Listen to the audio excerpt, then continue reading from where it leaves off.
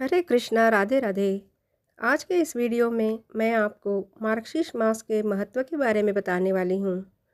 मार्गशीर्ष मास हिंदू पंचांग के अनुसार साल का 9वां महीना है। इसे अगहन या अग्रहायण भी कहते हैं। इसे हिंदू शास्त्रों में सर्वाधिक पवित्र महीना माना जाता है। यह महीना इतना पवित्र है कि भगवान कृष्ण भगवद गीता में कहते हैं, मासा नाम मार्गशीर्षोहम। भगवान कृष्ण कहते हैं कि महीनों में मैं मार्गशीर्ष हूँ। स्कंद पुराण के अनुसार सूत जी ने शौनक आदि ऋषियों को कहा है, पद्म पुराण में भी दिया हुआ है कि यह मार्गशीर्ष मास बहुत ही अद्भुत होता है। इस माह में लक्ष्मी माता की पूजा, व्रत, अनुष्ठान या यज्ञ आदि के लिए बहुत ही फलदायी है। ऐसा माना जाता है कि इसी महीने से सतयुग का आरंभ हुआ था। कश्यप ऋषि ने इसी महीने में कश्मीर की रचना की थी। शास्त्रों में कहा गया है कि इस माह का संबंध मार्गशीरा नक्षत्र से है।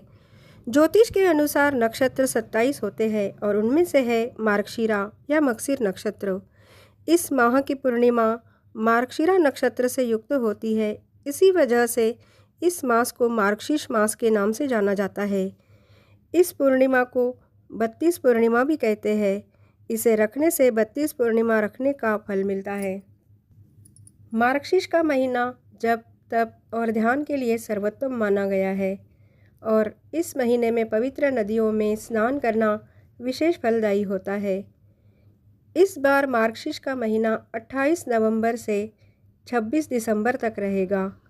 मार्गशीर्ष के महीने भगवान कृष्ण ने गीता का उपदेश भी दिया था। इसीलिए मार्गशीर्ष के महीने में गीता का पाठ करना, गीता का दान करना और गीता पाठ का श्रवण करना यह बहुत महत्वपूर्ण माना जाता है। इस मास में अगर आप भगवान कृष्ण की सेवा करें या गीता का पाठ करें तो बहुत ज़्यादा फलदायी है। इससे आपको आध्यात्मिक लाभ होगा। इस महीने में मंगल कार्य विशेष फलदायी होते हैं।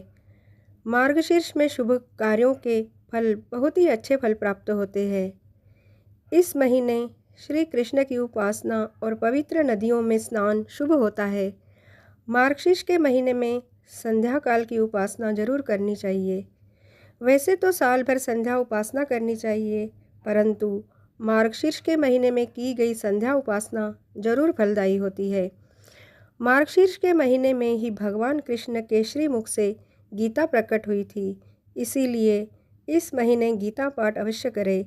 गीता यह श्लोक पाठेन गोविंदः स्मृति कीर्तनात् साधु दर्शन मात्रेण कोटितीर्थम फलम लभेत। अर्थात गीता का एकाध श्लोक भी पढ़ लिया जाए तो करोड़ों तीर्थों के भ्रमण का फल व्यक्ति को प्राप्त हो जाता है। भगवान कृष्ण को तुलसी के पत्तों का भोग जरूर लगाएं और वह प्रसाद रूप में स्वयं ग्रहण करें। पूरे महीने ओम नमो भगवते वासुदेवाय इस मंत्र का जप करें। दूसरा मंत्र है ओम क्लीं कृष्णाय नमः और तीसरा मंत्र है कृष्णाय वासुदेवाय हरये परमात्मने प्रणतक्लेश नाशाय गोविंदाय नमो नमः। इस महीने में शंख में पानी भरकर आरती उतारने के बाद वह जल घर में छिड़कना चाहिए।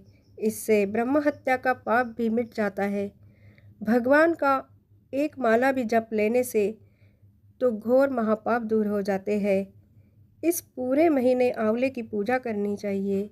भगवान को नित्य चंदन या हरी चंदन लगाना चाहिए। मार्गशीर्ष में साग सब्जियों के दान की भी बड़ी महिमा है। माँ शाकंभरी बड़ी ही प्रसन्न होती है। इस महीने में भंडारे की भी बड़ी महिमा है। इसी महीने में माँ एकादशी प्रकट हुई है।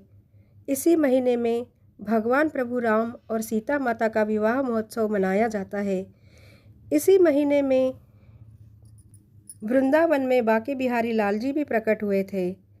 अगहन शुक्ल पक्ष की पंचमी को बिहार में उसे विहार पंचमी कहते हैं और हमारे देश में इसे विवाह पंचमी कहते हैं।